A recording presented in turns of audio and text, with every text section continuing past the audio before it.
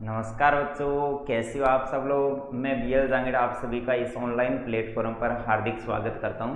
BSc third में maths में अपन ने पेपर फर्स्ट स्टार्ट कर रखा था बच्चों, जिसमें अपन बुक पढ़ रहे थे लीनियर अलजेब्रा भी, ठीक है। जिसमें अपन ने एक यूनिट स्टार्ट कर रखी थी नंबर 5 आइगन मान तथा आइगन सदिश भी, ठीक है। जिसमें लास्ट टाइम अपने कुछ एक इम्पोर्टेंट थ्योरम पढ़ी, उसके बाद में कुछ एक अपने क्वेश्चन भी किए थे जो कि आपकी बुक में एक्सरसाइज के रूप में दिए गए हैं भी, ठीक है। आज अपन एक मोस्ट इंपॉर्टेंट डेफिनेशन लिखने वाले हैं। मोस्ट इंपॉर्टेंट एक ऐसे मानकर चलो कि ऐसा क्वेश्चन जो हर बार डेफिनेशन के रूप में पूछा जाता है वो अपन आज लिखने वाले हैं भी, ठीक है। तो नेक्स्ट आपकी हेडिंग रहेगी समरूप मैट्रिक्स।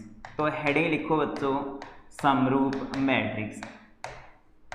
क्वेश्चन आता है कि समरूप मैट्रिक्स को परिभाषित करो। समरूप मैट्रिक्स को परिभाषित करो। समरूप मैट्रिक्स को परिभाषित करो। तो पहले मैं डेफिनेशन को यहाँ पर बोलकर बता रहा हूँ, उसके बाद में मैं यहाँ पर लिखूंगा भाई, ठीक है। तो समरूप मैट्रिक्स किसे कहते हैं। मानकर चलो आपके पास कोई दो मैट्रिक्स है, जैसे कैपिटल ए और कैपिटल बी। आपके पास कोई दो मैट्रिक्स है, कैपिटल ए और कैपिटल बी। तब ये वाली जो मैट्रिक्स बी है, ये मैट्रिक्स ए के समरूप मैट्रिक्स कहलाती है यदि एक व्युत्क्रमणीय मैट्रिक्स P का अस्तित्व इस प्रकार से हो कि B का आंसर बराबर हो P इनवर्स AP के। B का आंसर जो है वो बराबर हो किसके, P इनवर्स AP के। अगर ऐसा पॉसिबल है तब आप लोग बोलते हो कि B जो है वो A के समरूप है। और अगर B A के समरूप है तो इसको लिखा जाता है कि यहाँ पर लिखा A और यहाँ पर लिखा आपने समरूप किसके, B के। या फिर B जो है वो A के समरूप है तो इसको लिखते हैं B सिमेट्रिक है किसके, A के। B जो है वो सिमेट्रिक है किसके, A के, ठीक है। तो यहाँ पर मैं डेफिनेशन लिख रहा हूँ बच्चों, ठीक है। क्या लिखोगे, अगर क्वेश्चन पूछे तो आपको जो डेफिनेशन लिखनी है वो किस प्रकार से लिखोगे, वो इस प्रकार से लिखोगे कि क्षेत्र F में अगर VF कोई एक सदिश समष्टि है तब लिखोगे क्षेत्र F में n क्रॉस n क्रम की, n क्रॉस n क्रम की कोई दो वर्ग मैट्रिक्स, कोई दो वर्ग मैट्रिक्स यदि कैपिटल A व कैपिटल B है तब मैट्रिक्स B मैट्रिक्स A के समरूप मैट्रिक्स, B मैट्रिक्स A के समरूप मैट्रिक्स कहलाती है यदि एक व्युत्क्रमणीय मैट्रिक्स कैपिटल P का अस्तित्व इस प्रकार हो कि B जो है इसका आंसर बराबर आना चाहिए P इनवर्स AP के।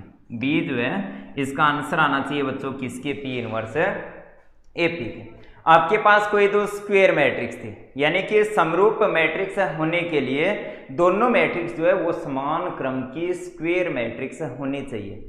ए और बी के लिए समरूपता चेक कर रहे हो तो ए बी स्क्वायर मैट्रिक्स होनी चाहिए, बी बी क्या होनी चाहिए, स्क्वायर मैट्रिक्स होनी चाहिए और सेम क्रम की। तो सबसे पहले आपने बोला है कि n क्रॉस n क्रम की क्षेत्र F में n क्रॉस n क्रम की कोई दो स्क्वायर मैट्रिक्स है जिनका नाम आपने लिखा है A और B।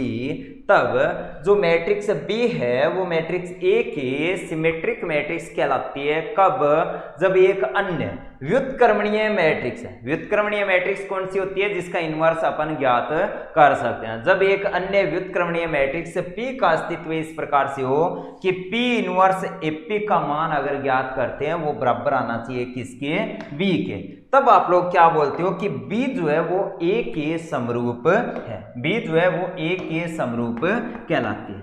अब यदि बी जो है वो ए के समरूप है, तब इसको संकेत रूप में किस प्रकार से आप लोग लिखते हो कि बी सिमेट्रिक है किसके, ए के। तब इसे संकेत रूप में बी सिमेट्रिक ए से अपन लिखते हैं, या फिर आप लोग इस प्रकार से लिखोगे कि बी जो है वो सिमेट्रिक है किसके, ए के। बी जो है वो सिमेट्रिक है किसके, ए के, इससे लिखते हैं। बी जो है वो बच्चों सिमेट्रिक है किसके, ए के। तो इस प्रकार से अपन लिखते हैं। तो ये है समरूप मैट्रिक्स की डेफिनेशन, जो कि हर बार लगभग हर बार 100% पेपर में डायरेक्ट पूछी जाती है, यानी कि आपको डेफिनेशन याद रखनी है, मोस्ट इंपॉर्टेंट डेफिनेशन है।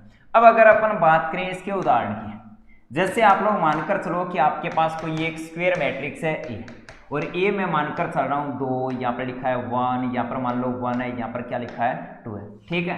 यहाँ पर मैं एक अन्य मैट्रिक्स एक बार लिख रहा हूं P, ठीक है, और P की वैल्यू मैं लिख रहा हूं जैसे 1 1 1, और क्या लिखा है आपने 2 लिखा है, ठीक है।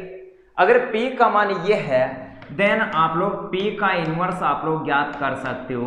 छोटी क्लासों से आप लोग जानते हो कि अगर 2 क्रॉस 2 क्रम की एक स्क्वायर मैट्रिक्स है, तब उसका इनवर्स ज्ञात करने के लिए आप लोग क्या करोगे कि जो मुख्य विकर्ण के जो एलिमेंट है उनका स्थान चेंज करते हो, और बाकी एलिमेंट है उनका चिन्ह चेंज करते हो, और डिटर्मिनेंट का भाग देते हो।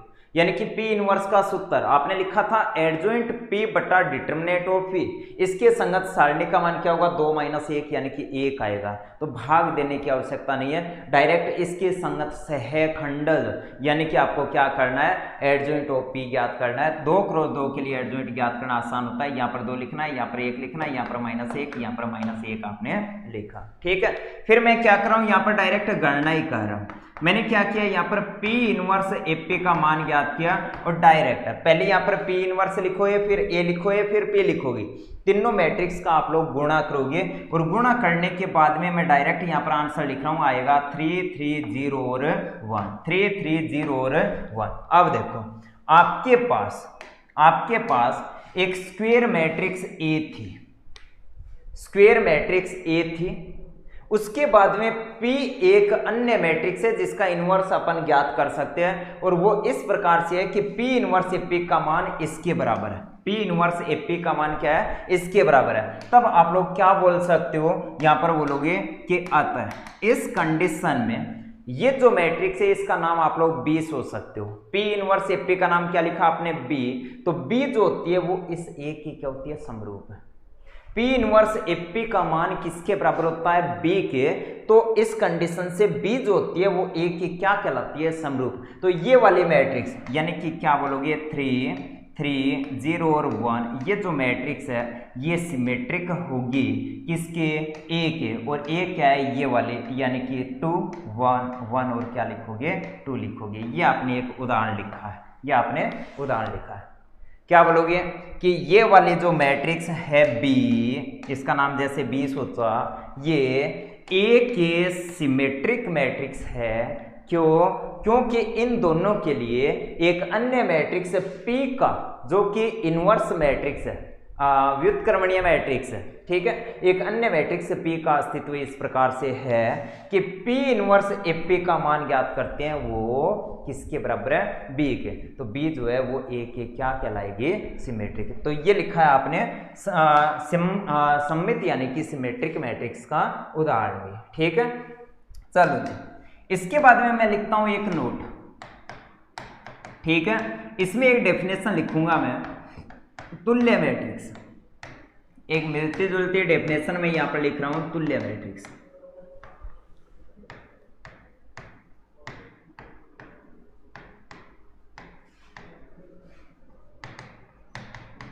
तुल्य मैट्रिक्स, ठीक है, बिल्कुल सेम मिलती जुलती डेफिनेशन है। ये मैं यहाँ पर बता रहा हूँ आपको कि तुल्य मैट्रिक्स किसे कहते हैं। पीछे वाली डेफिनेशन क्या थी, समरूप मैट्रिक्स A व B समरूप कहलाती है यदि इनका जो क्रम है वो क्या हो, वर्ग मैट्रिक्स हो। A और B कोई दो वर्ग मैट्रिक्स है, वो समरूप कहलाती है यदि एक अन्य व्युत्क्रमणीय मैट्रिक्स P का अस्तित्व हो कि B बराबर P इनवर्स AP आ जाए, वो कंडीशन संतुष्ट होती है। उस केस में आपने बोला कि A और B क्या है, समरूप है। लेकिन यहाँ पर क्या है, तुल्य मैट्रिक्स है। तो क्या बोलोगे, कोई दो मैट्रिक्स है A और B, वो तुल्य मैट्रिक्स कहलाती है। इसके लिए फर्स्ट कंडीशन होती है कि जो दोनों मैट्रिक्स है उनका क्रम समान होना चाहिए, लेकिन वर्ग मैट्रिक्स हो जरूरी नहीं है, वर्ग मैट्रिक्स हो जरूरी नहीं है। तो फर्स्ट कंडीशन के अकॉर्डिंग यहाँ पर डेफिनेशन में स्टार्ट कर रहा हूं। क्या लिखोगे कि दो m क्रॉस n क्रम की मैट्रिक्स कैपिटल A और कैपिटल B तुल्य मैट्रिक्स कहलाती है, तुल्य मैट्रिक्स कहलाती है। वहां पर क्या लिखा था बच्चों आपने कि दो n क्रॉस n क्रम की वर्ग मैट्रिक्स समरूप मैट्रिक्स कहलाती है। ए और बी समरूप मैट्रिक्स कहलाती है कब? जब एक व्युत्क्रमणीय मैट्रिक्स P का अस्तित्व हो कि B बराबर P इनवर्स ए, नई कंडीशन आई थी, यानी कि वहां पर स्क्वायर मैट्रिक्स होना चाहिए। समरूप मैट्रिक्स के लिए दोनों मैट्रिक्स क्या होने चाहिए? Square matrix. लेकिन तुल्य मैट्रिक्स के लिए अगर स्क्वायर मैट्रिक्स ना हो तब भी चलेगा। तो क्या लिखा है? दो m क्रॉस n क्रम की मैट्रिक्स A व B तुल्य मैट्रिक्स कहलाती है। अब कंडीशन, यदि दोनों मैट्रिक्स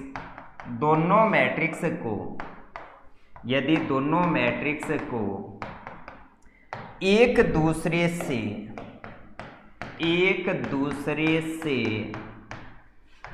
पंक्ति व स्तंभ रूपांतरण, एक दूसरे से प्रारंभिक पंक्ति व स्तंभ रूपांतरण लगाकर प्राप्त किया जा सकता हो गई, ये कंडीशन है।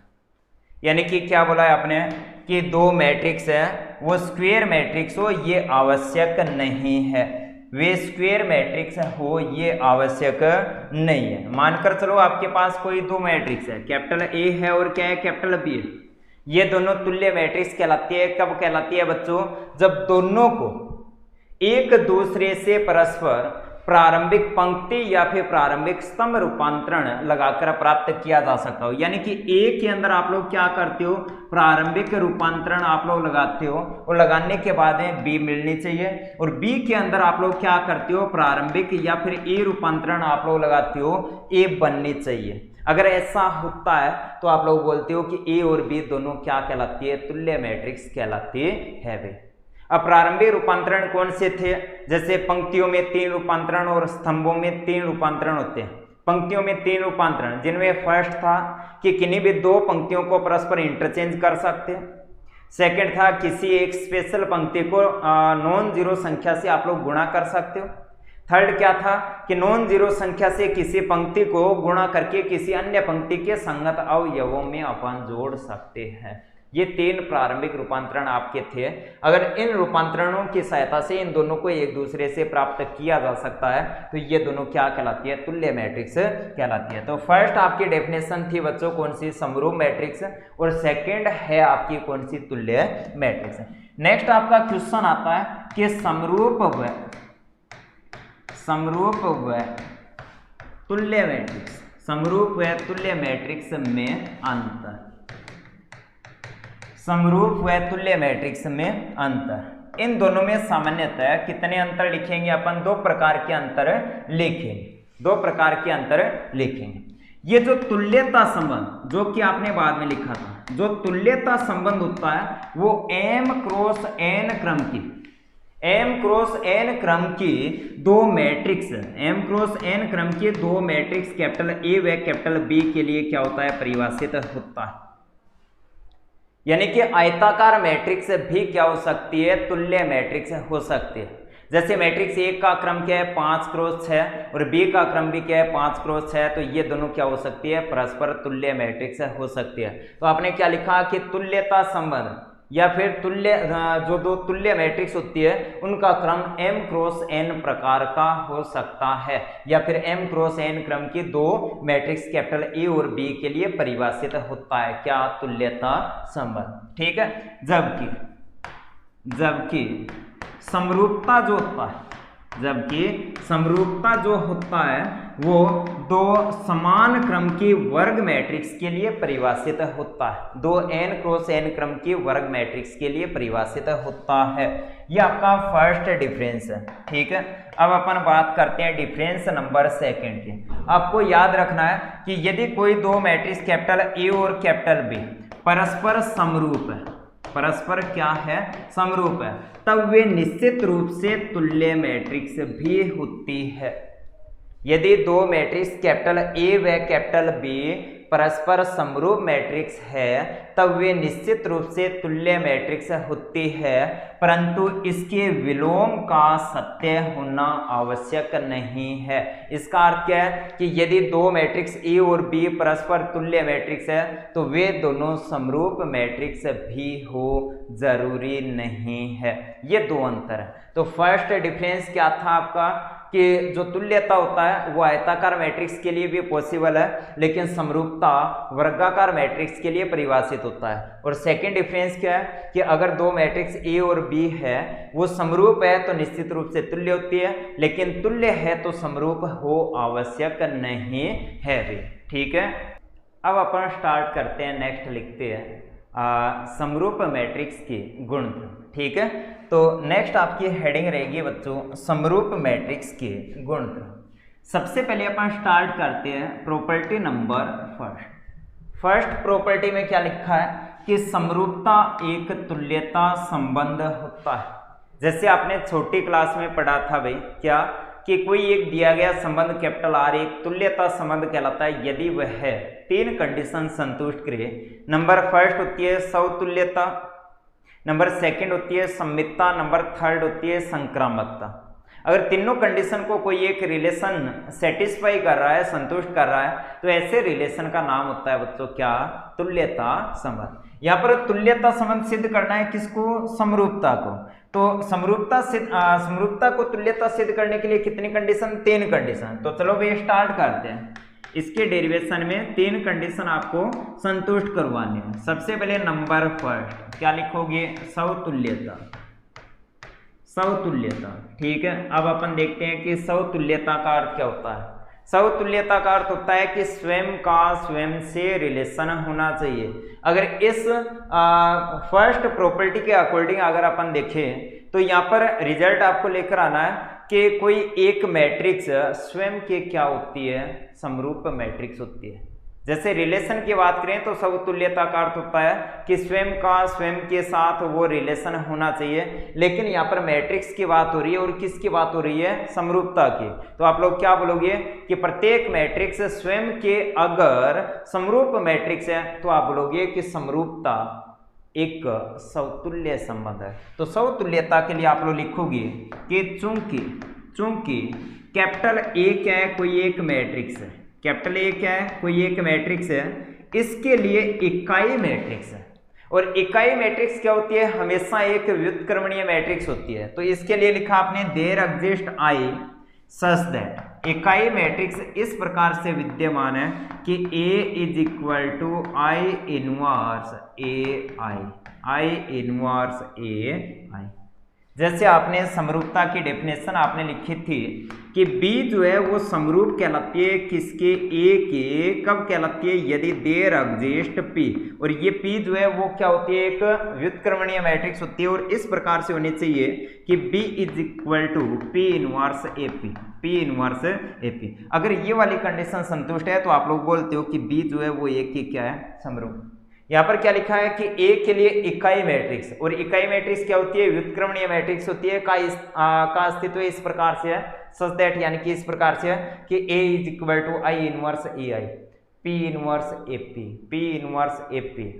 तो ये वाली इसके यानी कि A जो है वो A की क्या होगी, समरूप होगी। तो नीचे आप लोग क्या लिखोगे, अतः आपने लिखा अतः A जो है वो क्या है, A के समरूप है। A जो है वो A के क्या है, समरूप है। तो क्या लिखोगे, अतः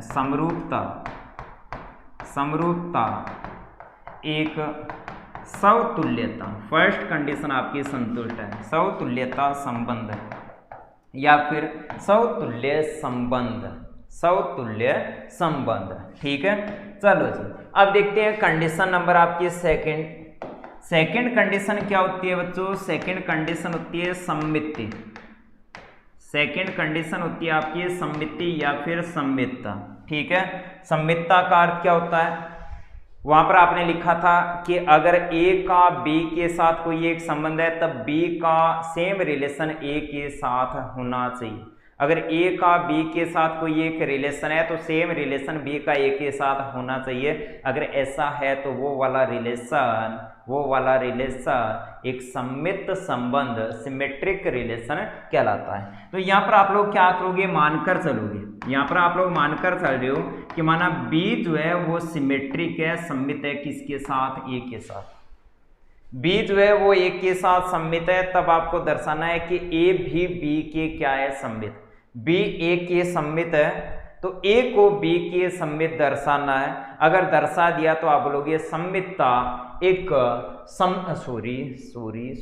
क्या बोला आपने कि यदि बी ए के समरूप है, ये सिंबल किसका है, समरूप का। अगर बी ए के समरूप है तब आपको क्या करना है, ए को बी के समरूप दर्शाना है। अगर ऐसा आपने दर्शाया तो आप लोग बोलोगे कि समरूपता एक सम्मिति संबंध है या फिर सम्मित संबंध है, सम्मित संबंध है। तो सबसे पहले आपने क्या माना कि माना बी ए के क्या है, समरूप है। अगर बी ए के समरूप है तो यहाँ पर लिखोगे अतः एक ऐसी व्युत्क्रमणीय मैट्रिक्स P का अस्तित्व निश्चित रूप से है कि B जो है उसका मान बराबर है किसके, P इनवर्स AP।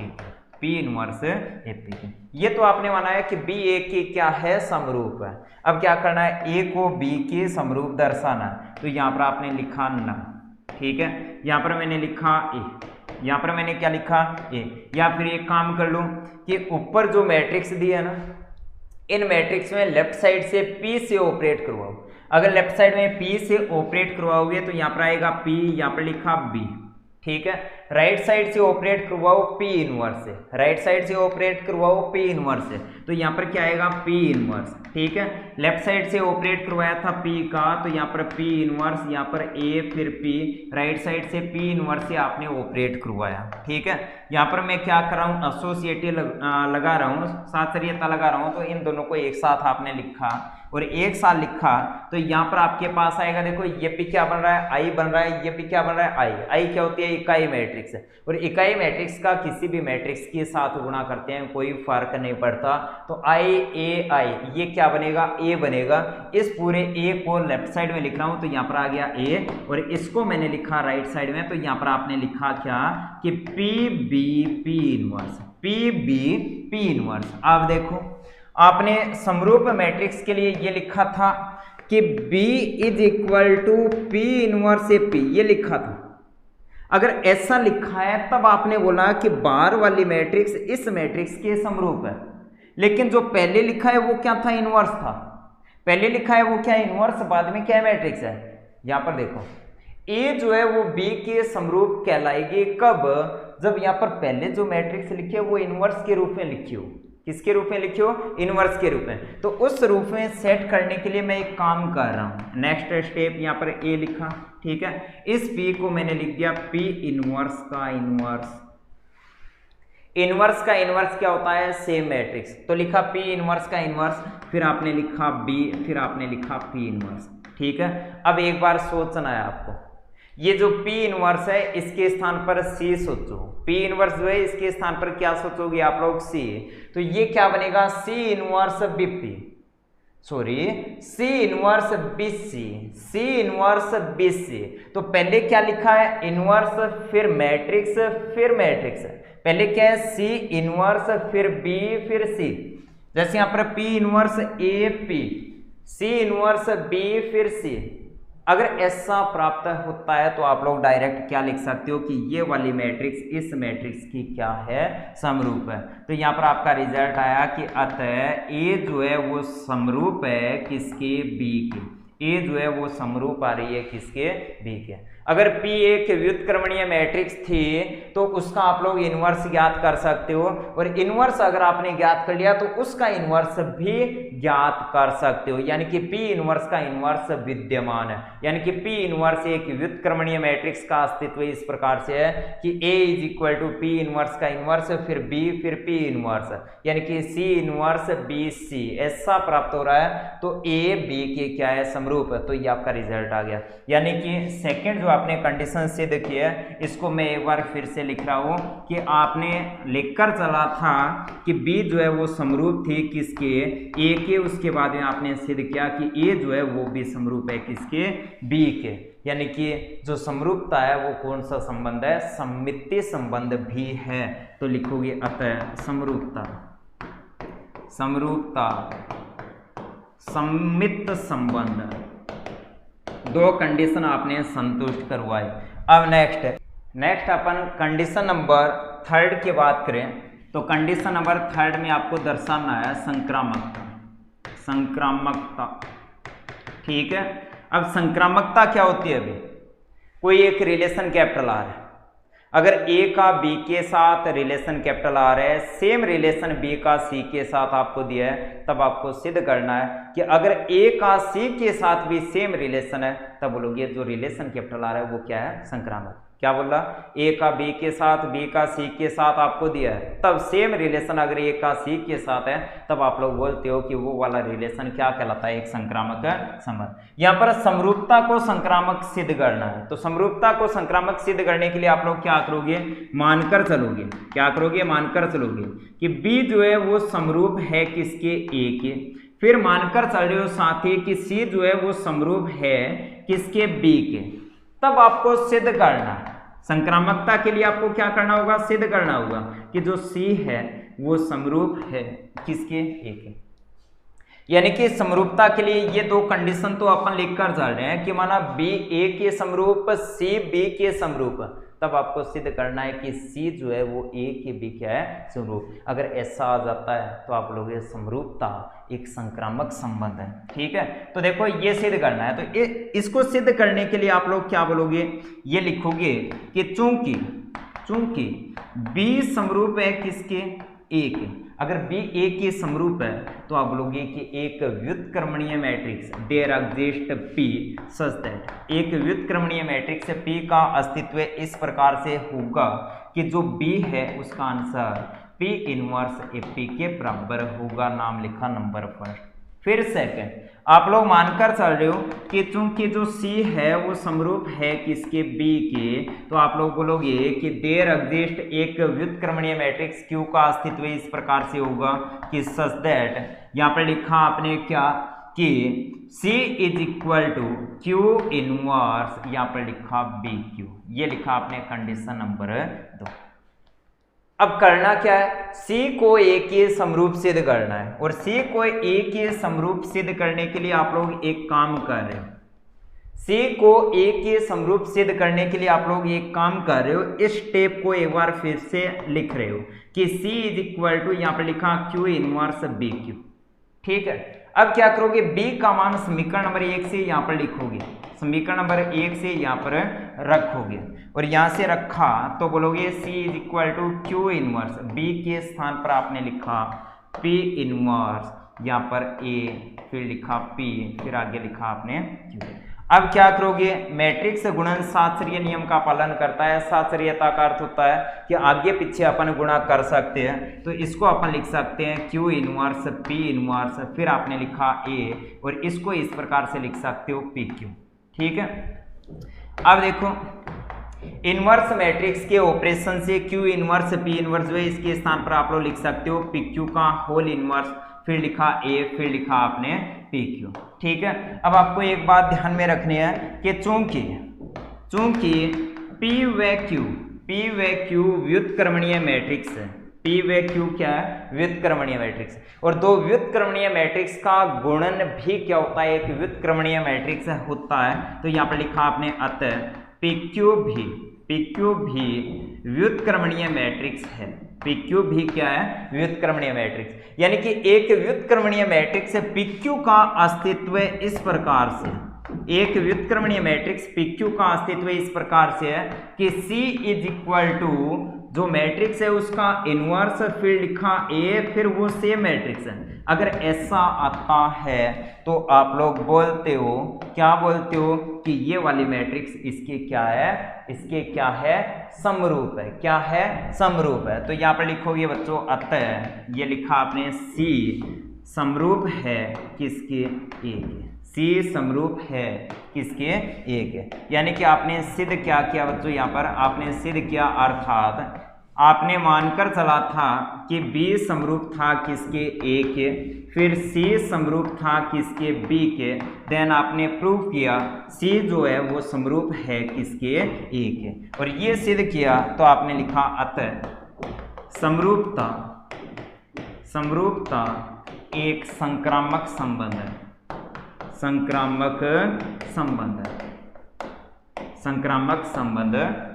यानी कि समरूपता को कंडीशन नंबर फर्स्ट समतुल्य सिद्ध किया, सेकंड सममित सिद्ध किया, थर्ड कंडीशन क्या है, संक्रामक सिद्ध किया। अगर तीनों कंडीशन संतुष्ट है तो लास्ट में आप लोग लिखोगे, क्या लिखोगे, अतः समरूपता जो है वो एक तुल्यता संबंध होता है। मोस्ट इंपोर्टेंट थ्योरम के रूप में आप लोग याद रख सकते हो।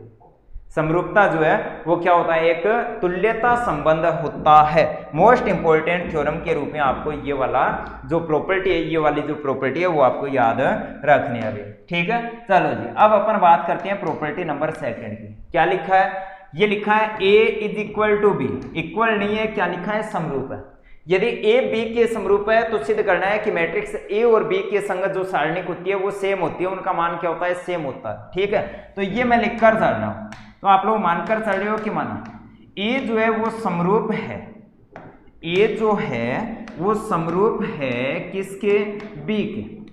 अगर A B के समरूप है तो आप लोग लिखोगे कि अतः देयर एग्जिस्ट P, P एक व्युत्क्रमणीय मैट्रिक्स का अस्तित्व इस प्रकार से होगा। अतः एक व्युत्क्रमणीय मैट्रिक्स P का अस्तित्व इस प्रकार से होगा सच है। यहाँ पर A B के समरूप है तो बाहर A को लिखना है, यहाँ पर आएगा P इनवर्स B, फिर आपने लिखा P, ठीक है। अब क्या करना है आपको, अगर समरूप है तो ये कंडीशन संतुष्ट होगी और ये कंडीशन संतुष्ट हो रही है, डिटरमिनेंट का अगर आपको मान ज्ञात करना है तो इसके संगत आपको क्या करना है, सारणिक लेनी है। अब क्या करोगे, इस स्टेप के संगत आपको दोनों तरफ सारणिक लेनी है। और सारणिक अगर आप लोग ले रहे हो तो डिटरमिनेंट ऑफ ए, यहाँ पर डिटरमिनेंट P इनवर्स, यहाँ पर लिखा B, फिर लिखा आपने P, ठीक है। अब देखते हैं, यहाँ पर लिखा आपने A, यहाँ पर लिखा आपने डिटरमिनेंट ऑफ P इनवर्स, ठीक है। यहाँ पर लिखा डिटरमिनेंट ऑफ B और यहाँ पर लिखा आपने डिटरमिनेंट ऑफ P। क्या लिखा आपने, डिटरमिनेंट ऑफ P लिखा भाई, ठीक है। अब आपको क्या करना है यहाँ पर, अब आपको यहाँ पर क्या करना है, इसको अपन इस प्रकार से भी लिख सकते हैं, इसको अपन इस प्रकार से भी लिख सकते हैं कि डिटरमिनेंट ऑफ ए, फिर डिटरमिनेंट ऑफ बी, फिर इसको लिख सकते हैं P इनवर्स P। और P इनवर्स P क्या बनेगा बच्चों, इकाई मैट्रिक्स। और इकाई मैट्रिक्स की संगत जो सारणिक होती है उसका मान होता है 1। इकाई मैट्रिक्स की संगत जो सारणिक होती है उसका मान क्या होता है बच्चों, 1 होता है। तो यहाँ पर आपके पास आएगा determinant of A is equal to determinant of B गुणा 1, यानी कि सारणिक A और सारणिक B जो है उन दोनों का मान जो है वो बच्चों क्या आएगा, इस केस में इक्वल आएगा। इस केस में मान जो है वो क्या आएगा बच्चों, इक्वल आएगा भी, ठीक है। ये थी आपकी प्रॉपर्टी नंबर सेकंड भी, ठीक है। चलो जी, नेक्स्ट अपन देखते हैं नंबर थर्ड। क्या लिखा है, समरूप मैट्रिक्स की ट्रेस समान होती है। दो समरूप मैट्रिक्स आपको लेनी है, मानकर चलोगे B A के समरूप है, तब सिद्ध करना है कि B की ट्रेस A की ट्रेस के बराबर होती है। ट्रेस क्या होता है, मुख्य विकर्ण के एलिमेंट का सम होता है, ठीक है। तो देखो, मानकर चल रहे हो आप लोग कि मैट्रिक्स B जो है वो समरूप है किसके, अगर B A के समरूप है तो आप लोग क्या लिखोगे, आता है एक व्युत्क्रमणीय मैट्रिक्स P का अस्तित्व इस प्रकार से होगा सच दैट B A के है तो B बराबर P इनवर्स AP, B बराबर P इनवर्स AP, ठीक है। अब क्या चाहिए आपको, ट्रेस ज्ञात करना है। तो ट्रेस ज्ञात करने के लिए आप लोग क्या बोलोगे कि लेफ्ट साइड वाली मैट्रिक्स राइट साइड वाली मैट्रिक्स के बराबर है, दोनों क्या है, समान मैट्रिक्स है। अगर समान मैट्रिक्स है, कौन सी, बी और पी इनवर्स पी क्या है, समान मैट्रिक्स है, बराबर यानी कि समान है। समान मैट्रिक्स की ट्रेस क्या होती है, समान होती है। तो यहाँ पर आप लोग क्या करोगे, दोनों तरफ ट्रेस ले रहे हो, दोनों तरफ ट्रेस लेने पर, तो यहाँ पर लिखा ट्रेस ऑफ बी और यहाँ पर लिखा आपने trace of P inverse A P. ठीक है, आप देखो एक मोस्ट इंपॉर्टेंट स्टेटमेंट आपको ध्यान में रखना है कि ट्रेस ऑफ, आपके पास कोई दो मैट्रिक्स है P और Q, इनका ट्रेस ज्ञात को या फिर ट्रेस ऑफ Q पे, दोनों का आंसर क्या होता है, सेम होता है। क्या होता है, सेम। ट्रेस ऑफ PQ और ट्रेस ऑफ QP, दोनों का आंसर क्या होता है बच्चों, सेम होता है। क्या होता है, सेम होता है। तो ये वाली प्रॉपर्टी अपन क्या करेंगे, यहाँ पर राइट साइड में लगा रहे हैं। ठीक है, तो इसको मैंने लिखा ट्रेस ऑफ B और राइट साइड में इसको मैंने पढ़ा P इनवर्स और AP को एक साथ पढ़ा, तो इसको पढ़ो PQ, तो इसके स्थान पर अपन लिख सकते हैं QP। क्या लिख सकते हैं, QP। तो यहां पर आपके पास आएगा ट्रेस ऑफ Q यानी कि AP, ठीक है, P यानी कि क्या लिखोगे, P इनवर्स। क्या लिखोगे, P इनवर्स लिखोगे। ठीक है, अब देखो ये आपने लिखा trace of B is equal to trace of, ये तो बन गया A और ये बन गया आपके पास इकाई मैट्रिक्स। क्या बना, इकाई मैट्रिक्स। और इकाई मैट्रिक्स का गुणा करते हैं, कोई फर्क नहीं पड़ता। तो trace of B is equal to trace of A और B क्या थी, समरूप मैट्रिक्स थी, और उन दोनों समरूप मैट्रिक्स के लिए आपने ट्रेस ज्ञात किया और ट्रेस क्या आ रहा है बच्चों, समान आ रहा है। तो प्रॉपर्टी नंबर 3 इंपॉर्टेंट है, याद रखना है, समरूप मैट्रिक्स की जो ट्रेस होती है वो क्या होती है बच्चों, सेम होती है, समान होती है भाई। ठीक है, नेक्स्ट अपन बात करते हैं नंबर 4। क्या लिखा है, समरूप मैट्रिक्स के आइगेन मान समान होते हैं। समरूप मैट्रिक्स के आइगेन मान समान होते हैं। चलो जी स्टार्ट करते हैं। मानकर चल रहे हो कि माना B जो है वो समरूप है किसके, A के। अगर B A के समरूप है तो क्या बोलोगे कि आता है there exist P such that, एक व्युत्क्रमणीय मैट्रिक्स P का अस्तित्व इस प्रकार से होगा कि B is equal to P inverse AP, P inverse AP लिखा।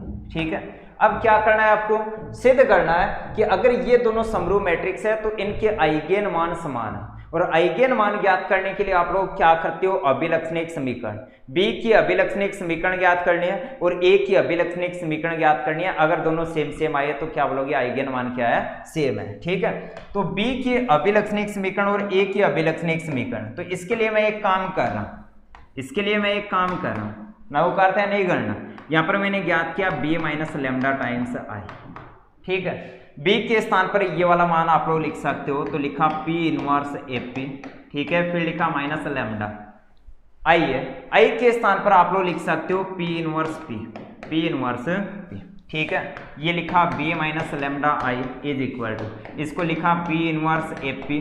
लेमडा कॉन्स्टेंट है, इसको कहीं पर भी आप लोग लिख सकते हो, तो लिखा माइनस P इनवर्स, ये लेमडा फिर लिखा आपने P।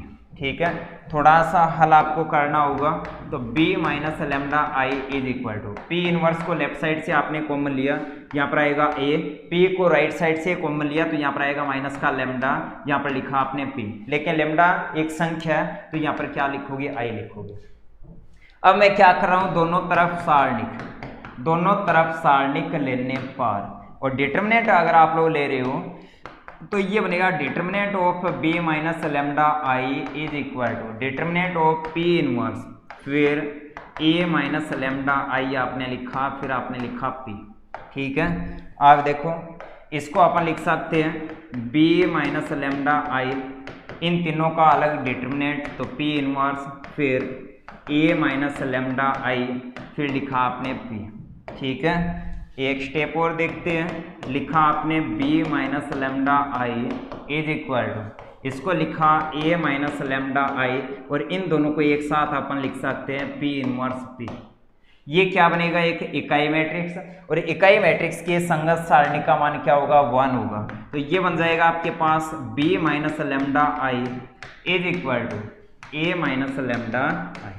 ठीक है, ये क्या है आपके पास, बी का अभिलक्षणिक बहुपद, ये क्या है ए का अभिलक्षणिक बहुपद। दोनों बहुपद अगर सेम है तो इसको शून्य के बराबर रखोगे तो ये भी क्या हो जाएगा, शून्य के बराबर। शून्य के बराबर रखा तो वो क्या बनेगी, अभिलक्षणिक समीकरण, यानी कि दोनों के अभिलक्षणिक समीकरण जो है वो क्या है, सेम सेम। क्यों, क्योंकि दोनों के अभिलक्षणिक बहुपद क्या आ रहे हैं, सेम आ रहे हैं। तो लिखोगे अतः समरूप मैट्रिक्स ए एंड बी के आइगन मान समान होते हैं, के आइगन मान क्या होते हैं, समान होते हैं भी। ठीक है, अब देखते हैं नेक्स्ट एक इंपॉर्टेंट थ्योरम भी। क्या लिखा है देखो भी, ठीक है, थ्योरम जो है इसमें क्या लिखा है वो देखो। समरूप मैट्रिक्स ए तथा बी के समान अभिलक्षणिक बहुपद होते हैं। पीछे जो आपने प्रॉपर्टी नंबर 4 पढ़ी थी वो बिल्कुल सेम आपको सिद्ध करना है। क्या लिखा है कि समरूप मैट्रिक्स ए तथा बी के समान अभिलक्षणिक बहुपद होते हैं।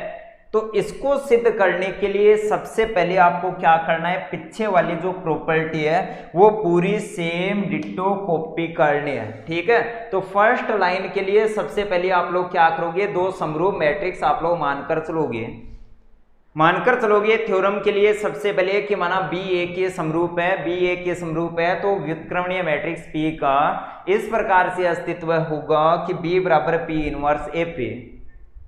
अब क्या करोगे, बी माइनस लेमडा ये आप लोग लिखकर चल रहे हो, बी के स्थान पर लिखा, आई के स्थान पर पी इनवर्स पी लिखा, लेफ्ट साइड से पी इनवर्स, राइट साइड से पी आपने कॉमन लिया, फिर बोथ साइड आप लोग क्या कर रहे हो, डिटर्मिनेंट ले रहे हो, थोड़ा सा हल किया, लास्ट में आपके पास ये वाली स्टेप आ रही है।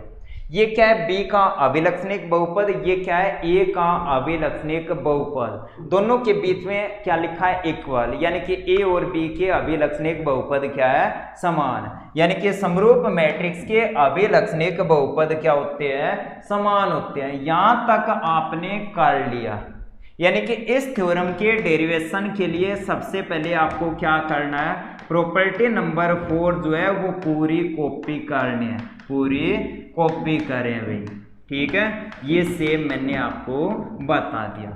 अब इससे आगे क्या लिखा है वो अपन करेंगे भाई। इससे आगे क्या लिखा है, इसने लिखा है यदि मैट्रिक्स ए के अभिलक्षणिक मान लैम्डा के संगत अभिलक्षणिक सदिश अल्फा, ये इसने दिया तो वो मैं मानकर चल रहा हूं। क्या लिखा, अब माना मैट्रिक्स ए के अभिलक्षणिक मान लैम्डा के संगत अभिलक्षणिक सदिश अल्फा है।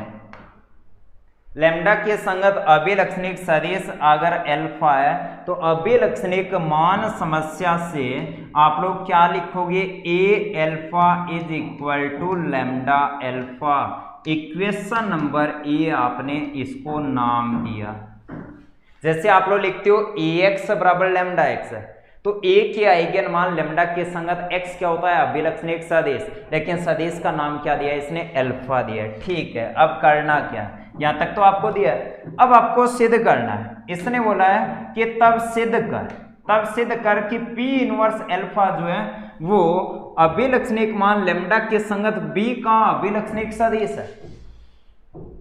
यानी कि B के अभिलक्षणिक मान लैम्डा के संगत आपको अभिलक्षणिक सदिश ज्ञात करना है। वो सदिश आना चाहिए P इनवर्स अल्फा।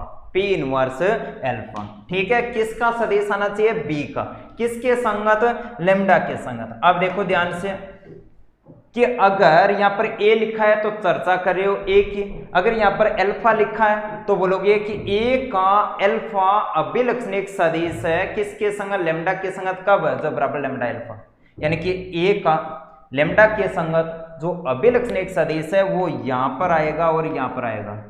अब आपको लैम्डा के संगत B का अभिलक्षणिक सदिश आपको सिद्ध करना है, क्या आना चाहिए, P इनवर्स अल्फा।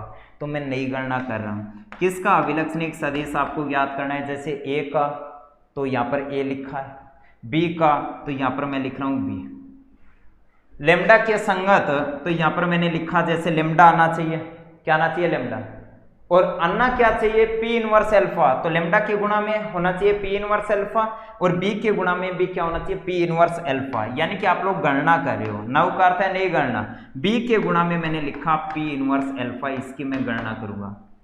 अगर इसका रिजल्ट आता है किसका, बी, और यहाँ पर लिखा पी इनवर्स अल्फा, इसका आंसर आ रहा है lambda times P inverse alpha, तो इसको आप लोग पढ़ सकते हो कि B X is equal to lambda X. क्या बोलोगे, बी का लेमडा के संगत अभिलक्षणिक सदिश क्या है, एक्स है, यानी कि पी इनवर्स अल्फा हो सकता है। यानी कि इसका मान ज्ञात करना है, इसके बराबर आना चाहिए भी, ठीक है। तो इसके बराबर लाने के लिए थोड़ी सी गणना करो, ठीक है। ये मैंने लिखा बी, लेकिन बी ए के समरूप है, अगर बी ए के समरूप है तो बी का मान पी इनवर्स ए पी, तो बी के स्थान पर आप लोग पी इनवर्स ए पी लिख सकते हो, तो यहाँ पे लिखा पी इनवर्स ए पी, ठीक है। चलो जी, आगे क्या लिखा है, पी इनवर्स अल्फा, तो ये आपने लिखा पी इनवर्स अल्फा, ठीक है। अब राइट साइड पी इनवर्स, ये लिखा ए, एसोसिएटिव लगा रहे हो तो पी और पी इनवर्स को साथ में लिख सकते हो, पी इनवर्स, ये आपने लिखा अल्फा, ठीक है। आप देखो ये आपने लिखा पी इनवर्स, फिर लिखा ए, पी और पी इनवर्स आई बनेगा, आई का ए के साथ गुणा करोगे क्या आएगा, ए आएगा, तो इसको डायरेक्ट मैंने लिख दिया अल्फा, ठीक है। इसको अपन इस प्रकार से लिख सकते हैं, पी इनवर्स ए अल्फा, पी इनवर्स ए अल्फा, लेफ्ट साइड में बी पी इनवर्स अल्फा। अब जो ऊपर इक्वेशन नंबर ए आपने लिखे थे, लेमडा के संगत ए का आइगन सदिश क्या है, अल्फा है, तो ए अल्फा के स्थान पर लेमडा अल्फा लिख सकते हैं, ए अल्फा के स्थान पर लेमडा अल्फा लिख सकते हैं। तो ये लिखा आपने पी इनवर्स, ए अल्फा के स्थान पर लेमडा अल्फा आपने लिखा, और इधर आपके पास है बी पी इनवर्स अल्फा, एक स्टेप और बी, फिर लिखा P inverse alpha is equal to lambda constant है, बाहर लिख सकते हो, यहाँ पर लिखा पी इनवर्स अल्फा। ये लो जी, ध्यान से देखो, इसको अपन अगर x पढ़े तो ये बनेगा बी एक्स बराबर लेमडा एक्स है, तो b का लेमडा के संगत आइगन सदिश क्या है, x है, तो यहाँ पे लिखोगे अतः b का लेमडा के संगत आइगन सदिश p इनवर्स अल्फा होगा, p इनवर्स अल्फा होगा भी, ठीक है। तो ये थी आपकी समरूप मैट्रिक्स, उसके कुछ एक गुणधर्म, और उसके बाद में एक मोस्ट इंपॉर्टेंट थ्योरम अपन ने कंप्लीट की है, कौन सी वाले, कि अभिलक्षणिक बहुपद समरूप मैट्रिक्स के लिए समान होते हैं, तथा अगर ए का आइगन सदिश लेमडा के संगत अल्फा है तो बी का लेमडा के संगत आइगन सदिश क्या होता है, पी इनवर्स अल्फा होता है भी, ठीक है। नेक्स्ट क्लास में अपन पढ़ेंगे अल्पिष्ट बहुपद के बारे में, ठीक है, ओके।